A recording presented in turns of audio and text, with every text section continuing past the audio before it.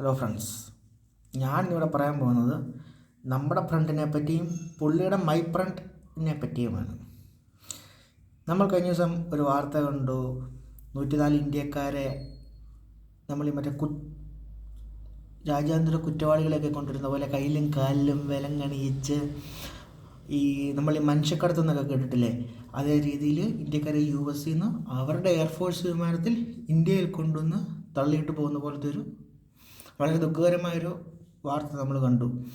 അതിനെതിരെ നമ്മുടെ മാതൃരാജ്യം എന്തെങ്കിലും ചെയ്തതായിട്ട് നിങ്ങൾക്കറിയോ? ഇല്ല, അവരൊന്നും ചെയ്തില്ല. പകരം അതവരെ സപ്പോർട്ട് ചെയ്യുന്ന രീതിയിലാണ് ഇവർ സംസാരിക്കുന്നത്. ജയശങ്കർ, ഇന്ത്യയുടെ വിദേശകാര്യമന്ത്രി. എന്തുകൊണ്ടാണ് നമുക്കിങ്ങനെ സംഭവിക്കുന്നത്? നമ്മളെ വെറും ഒരു തേർഡ് വേൾഡ് കൺട്രി ആയിട്ടാണ് ഇപ്പോഴും യൂസ് കാണുന്നതെന്ന് തോന്നുന്നു. ഇവരിതൊക്കെ ചെയ്ത് ബാക്കി കൺട്രീസ് ഏതൊക്കെയാണെന്ന് നിങ്ങൾക്കറിയോ? ഇക്വഡോർ, കൊളംബിയ, അങ്ങനെ സാമ്പത്തികമായും സൈനികപരമായും സുരക്ഷാപരമായും എല്ലാം വളരെ പിന്നോക്കം നിൽക്കുന്ന കൺട്രികളോടാണ് ഇമാതിരി ചട്ടത്തിലൊക്കെ ചെയ്തുകൊണ്ടിരിക്കുന്നത്. അതേ സെയിം പരിപാടിയാണ് നമ്മളോടും ചെയ്യുന്നത്. കാരണം നമുക്ക് ചോദിക്കാനും പറയാനും നട്ടിലുള്ള നേതാക്കൾ ഇവിടെ ഇല്ല, നട്ടിലുള്ളൊരു മിനിസ്റ്റർ ഇവിടെ ഇല്ല എന്നുള്ളൊരു ചിന്തയാണ്.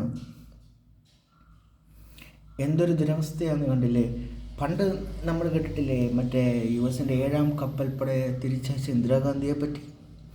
ഇവിടെ ഈ പുള്ളി നമ്മുടെ നാട്ടിൽ ഇപ്പോഴത്തെ പുള്ളി പോയിട്ട് എല്ലായിടത്തും പോയി കെട്ടിപ്പിടിക്കുക, കാണുന്നവരെല്ലാവരെയും പോയി കെട്ടിപ്പിടിക്കുക, എന്നിട്ട് my friend, India front, Ab Ki bar Trump സർക്കാർ എന്നൊക്കെ അവിടെ പോയി പറയുക. പുള്ളിക്ക് ഒരു കെട്ടിപ്പിടുത്തൽ, ഇറ്റ്സ് കൈൻഡ് ഓഫ് ഹക്ക് ഡിപ്ലോമസിയാണ് പുള്ളിക്ക്. അതല്ല നമുക്ക് വേണ്ടത്. നമുക്ക് നമ്മുടെ അന്തസ്സ് പണയം വെക്കാത്ത രീതിയിലുള്ള ഡിപ്ലോമസിയാണ് വേണ്ടത്.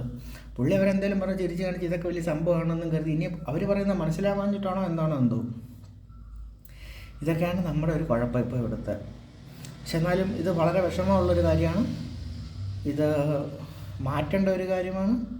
കാരണം നമ്മൾ നമ്മുടെ രാജ്യത്തെ പൗരന്മാരെ വിലം കണിയിച്ച് വേറൊരു രാജ്യത്തിന് യുദ്ധവിമാനം ഇന്ത്യയിൽ ലാൻഡ് ചെയ്ത് അതിനെപ്പറ്റി ആരും പറയുന്നില്ല, അതിനെപ്പറ്റി ആരും ചിന്തിക്കുന്നില്ല. ഇതെന്ത് വളരെ മോശപ്പെട്ടൊരു കാര്യമാണ്. ഇങ്ങനെയൊക്കെ ഇവിടെ നേരത്തെ സംഭവിക്കുമായിരുന്നോ? അങ്ങനെയൊക്കെ നേരത്തെ ഇങ്ങനെയൊക്കെ സംഭവിച്ചിരുന്നെങ്കിൽ എന്താകുമായിരുന്നു ഇവിടുത്തെ പുകില്? രൂപയുടെ മൂല്യത്തെ പറ്റിയൊന്നും ഇവിടെ പ്രത്യേകിച്ച് പറയേണ്ട കാര്യമൊന്നുമില്ല.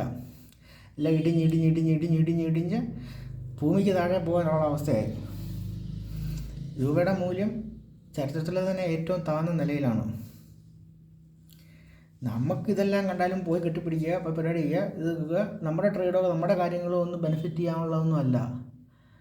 വേറെ കുറേ കോർപ്പറേറ്റ്സിന് അവിടെ പോയിട്ട് എന്തെങ്കിലും ബിസിനസ് തുടങ്ങാനുള്ള സെറ്റപ്പ് ഉണ്ടാക്കി കൊടുക്കുക, അതാണെന്ന് തോന്നുന്നു ഈ യാത്ര മുഴുവൻ ചെയ്യുന്നത്. എന്നാണേലും രാജ്യത്തിൻ്റെ അവസ്ഥയും രാജ്യത്തിൻ്റെ ഇൻറ്റഗ്രിറ്റിനെയും എല്ലാം വളരെ മോശമായി ബാധിക്കുന്ന ഒരു കാര്യമാണ് സംഭവിച്ചത്. ഈ US നമ്മുടെ നാട്ടിൽ നിന്ന് മാത്രമല്ലോ US-ലോ ഇങ്ങനെ അനധികൃതമായി കുടിയേറി പോകുന്നവർ.